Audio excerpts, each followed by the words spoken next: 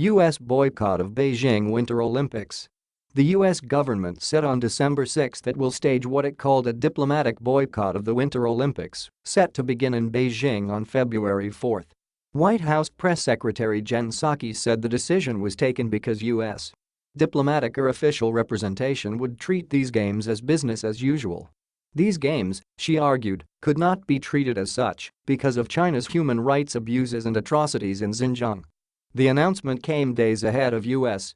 President Joe Biden's Summit of Democracy, with leaders and representatives from more than 100 countries. China and Russia were not invited. China's foreign ministry has described the boycott as an outright political provocation, warning that China would take firm countermeasures. Sharp statements aside, the U.S. move is largely symbolic and is unlikely to have a major impact.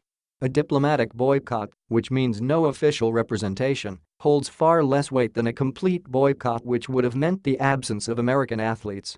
While Australia and New Zealand have also announced that their officials will not be present in China, it remains to be seen how much traction the U.S. campaign will receive beyond its allies.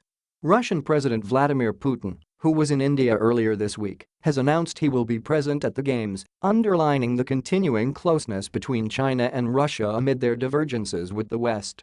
China has seized upon both the U.S. boycott and the Democracy Summit to launch a counter-campaign.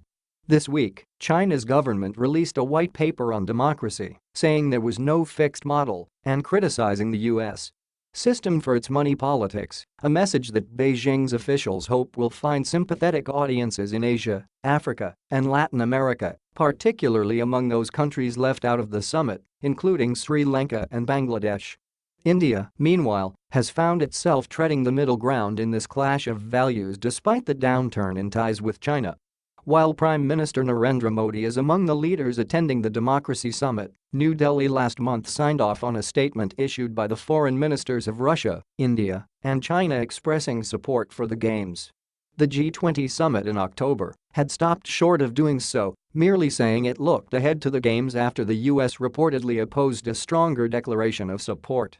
The exchanges this week are a reminder of the current state of ties between the world's two biggest powers, which have clashed over trade, Taiwan and the South China Sea among other issues, even though their two leaders, in a virtual summit last month, agreed to responsibly manage an increasingly competitive relationship.